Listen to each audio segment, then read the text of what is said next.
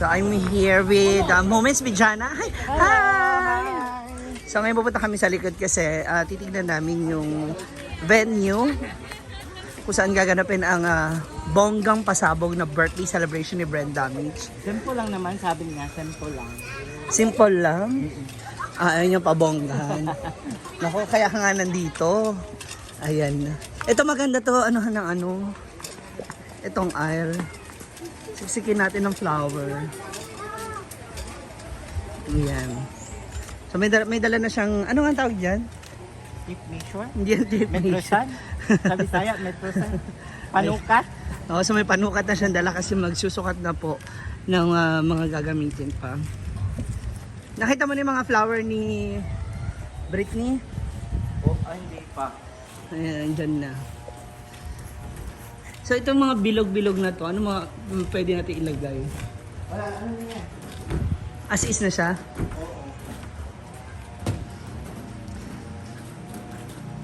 Ano gagawin mo dyan? Kasi ang gagawin, lalagyan natin ng vinyl na sticker na ni Brenda. Na ano. Tapos parang may art lang na gano'n. Art na flowers. Para ano. Since floral naman yung kanyang motif. Floral yung ano, yung art. Tapos ang ididikit natin na name is yung ano, vinyl na sticker na white para kita siya kasi back. Ay, brand damage. Brand damage. Tapos ano yung tawag doon? Roman numeral. Oo. Ay, 36. Oo. Tapos yun, pipinturahan ng itim, lalagyan din ng brand damage na ano, Sticker sa babalik flooring. natin sa gitna. Kasi may magkakaroon ng modeling, di ba? Oo. Actually, bumili rin sila lahat ng ano, ng mga decoration para dito, para instant ano na. Flower. Ay, idadagdag. Oo. Ano pa ba tayo? LED wall? Walang LED wall. Walang LED wall. Hindi na raw magle-LED wall. Tempo lang siya na ano. Ayaw niya ng ano, bonggang-bonggang celebration. Gusto niya lang mas maging simple. So, gaano kahaba? So lang siya. Mga ganito kalaki yung pangalan para kita siya sa ano, mga nasa 9 feet. Yung brand damage. Sa taas siya eh.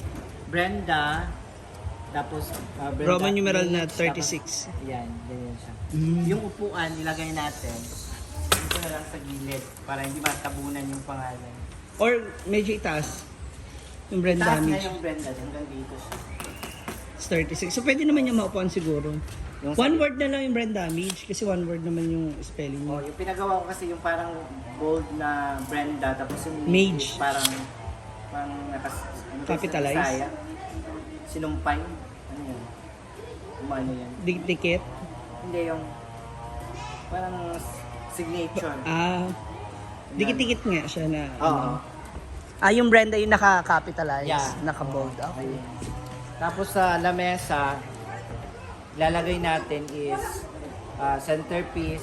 Yung centerpiece sa ibabaw is puro dahon yon na parang palmera sa ano dito sa amin, palmera.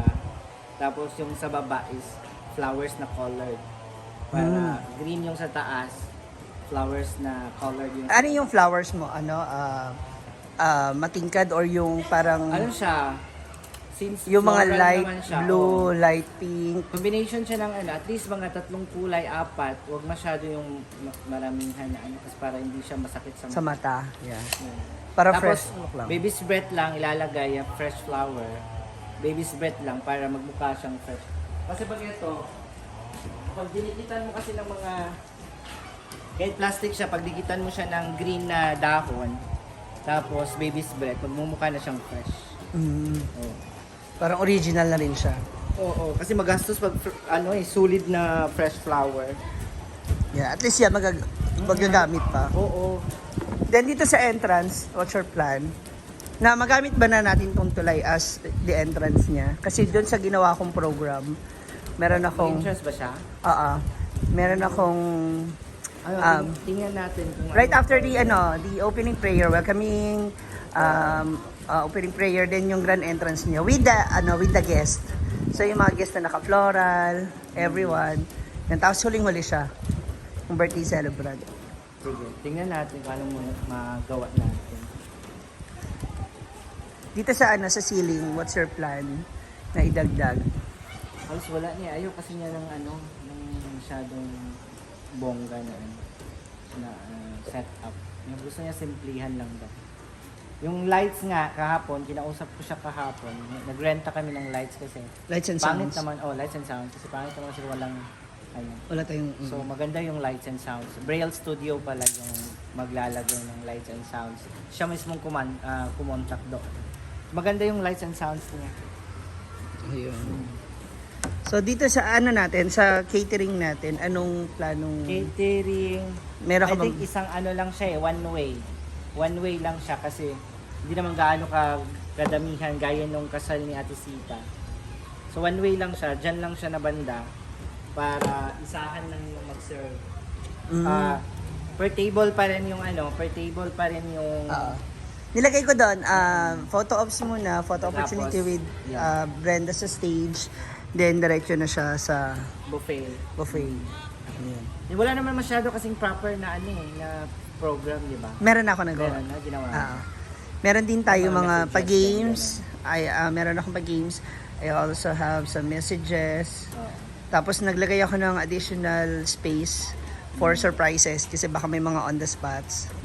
Yon. Then, yon. At syempre, naglagay din tayo ng spot para dun sa mga magpa-perform. Oo. Sa mga kung saan sila pwedeng, kasi may mga special guest din siya. Yung mga special guest siguro dito sa I think naggumawa na kayo Gagawa na rin ng ako. layout ng Mag-print na rin ako ng table names and numbers. So, meron tayong Tagaraw, De Leon. friends, nakalagay na pala ko. May mga na pala. Hindi, actually yan yung Hindi, kasi yung Tagaraw, De Leon at saka Compra family. Yun yung mga nandito. Again, si SC naman pwede naman mo nang i-adjust mo na yung pwesto. Ang importante, andito rin yung mga, kasi may mga bisita siyang vlogger. Oo. Ayan. So, abangan nyo kung sino-sino yan. And of course, nandiyan sila ng Adorasyon, LK Fam, Sisi Maymay, sino pa ba? Ang dami ba na? Basta marami. Marami siya mga na-invite na mga guests. And surprise yung ibang bisita. Actually, may mga ibang guests. And mga doon sa program, hindi ko talaga na-reveal lahat sa kanya kasi nga, it's a surprise. So, abangan nyo po yan. What else? Regarding sa food, ayun, so may mga... Managed buffet pa rin. Managed buffet pa rin tayo. And I guess, itong unahan, pwedeng ilagay dito yung family. The De Leon, Tagaraw, the Tagaraw, Compra. I think pwede na sila dito kasi di ba sa isang table naman 12? Hindi, 14. Hanggang 14. Hindi, kahit 16 nga pwede, pero yung 14. Okay na siya. Kasi pag 16, maka-60 ka na masyado. 14. 14 seaters. And then yun, yung mga tita and tita niya, mga friends, yung mga neighborhoods, yung mga kapitbahay and other guests na hindi na magkakasya dito sa venue, pwede naman dun siya sa Cottages. sa mga cottages. Kasi open naman siya, makikita naman yung program, yung kung ano yung ginagawa na makikita naman. Open naman siya. Ayun. So may mamaya i-relay ko rin sa'yo. Magra-run through tayo ng program. Oo, sige. Para mas maayos siya. Makita mo rin siya yung magiging mangyayari. Tapos para yung mga adjustments. And dalawa kami ni Melmar na mag-host nito. Ay, bongga. So yun. Tapos magkakaroon din tayo ng mga special numbers mula sa mga bets. May mga... And games mula sa mga bisita. So, yun. So medyo mahaba-haba ng kaunti to. Tapos party-party na, no? Yes, that is party. So most likely talaga for sure. Nag-offer ba yan? Sa last na si Brenda magsasalita. Si Kakang Savio na magkanta. Yun nga, tinatanong ko pa siya kung nagkausap sila. Or di ba si JMD pupunta naman? Yeah, pinag-aanohan din ni JMD kasi nga meron siyang offer sa Manila. So hopefully makaabot pa siya, nandito pa siya sa Mindanao. Pagkatapos ng program, may after party. Yeah. Actually yun, meron din naman. Scarlett, of course, meron din siyang Scarlett, special Number. ganap. Paano yung magiging upuan niya pala? Yun, lalagyan natin ng... Kukuha tayo ng upuan na para sa kanya yung solid niya. Ay, hindi. Yung mataas. Yung kung ano yung utilize na lang daw Natin. utilize natin. Para hindi masyadong gagastos. Kasi masyadong malaki yung gastos na dito. Yeah. Bago pa lang kasi ito eh. Kaya, hinay-hinay muna. Oh, kasi nabigla talaga siya kay Moments by Jana. Hindi naman. Hindi, actually, lang naman. ano na to eh, hindi, totoo naman yan kasi syempre kung gagawa ka rin lang naman ng napakagandang memories and moments, di ba, sa mga events mo kailangan Tsaka time na talaga yung Masulat. magkaroon ng ganito. Yeah. Kasi laging may event yung family members, kung Christmas party, Everyone. Time na yung magkaroon ng ganito. And this is for lifetime naman. Correct. And for sure, dun sa mga Investment. Oo, sa mga paparating na mga event na gusto mag-inquire, ayan, mag-PM lamang po thank you so kayo Moments Bijana or sa Hinagoan Nature Park na page para po ma-accommodate kayo. Kasi kung dito na kayo mag-venue, pwede na po natin kontakin Kasya and hanggang kuhanin ano siya. dito, kasya hanggang 200 to 250 packs. Kasi, yung oo. sa loob kasi kasya ang 200. Tapos pwede tayong maglagay kasi ng upuan sa harapan Labas. din o sa labas para if ever mag-bloat siya into 250, kasya Ma-accommodate. lahat. So perfect for wedding, yung hinaguan na venue is perfect for wedding, garden, wedding. And ano And pa? yung mga ano pala, kaming na mga beer mas, marami kasing yung parang party ng company. Yes. Ganon. Kasya dito. Debut. At saka no worries kung may mga sasakyan dyan kasi may mga parking lot sa labas Oo, ng meron. Hinaguan. Tsaka, madaling kausap si Brenda. Anuhin nyo lang. Magkano? Mura lang. So that's it mga moms. Ito. So sisimulan. Kailan pala natin ito simulan? Ano siya, mag-set up ako by March 3. March 3 na alauna ng hapon.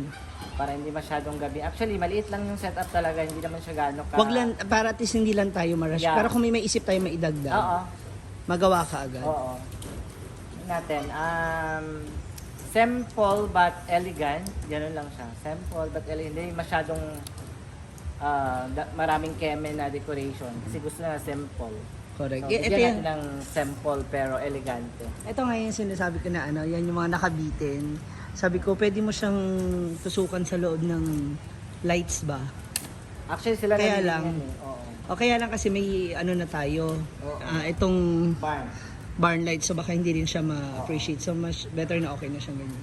Ganyan, okay na yun. Tsaka maraming ilaw na ilalagay. Doon kasi sa harapan, maglalagay ng, I think, si George maglalagay ng 8 na moving head sa taas. Wow. Tapos dito sa harap, Frontal dito sa harap. papunta sa front. Ang maglalaro kasi sa hall na nito is yung ilaw.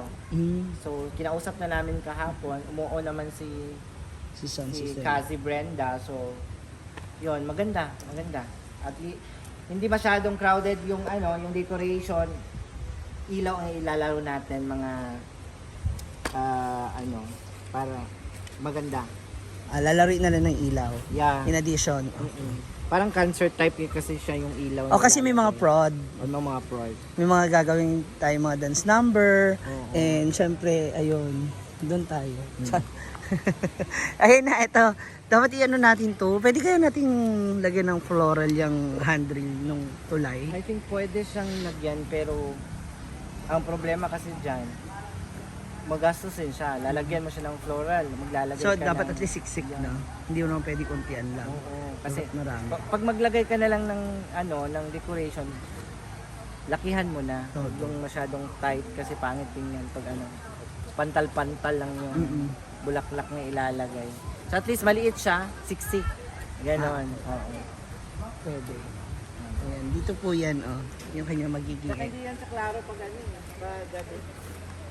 Kasi pag dito, diba? Magiging okay yung niyan, yung entrance pag dito siya galing. Papasok dito, diretso sa stage. So ayan muna mga moms, yan lang muna ang aming mga chismis at may isi-share sa inyo ni Moments by Jana regarding sa aming plano na sa kanyang See you on birthday March celebration ni 4. Brenda. Oo. So abangan niyo po yung mga magiging kaganapan. See ya!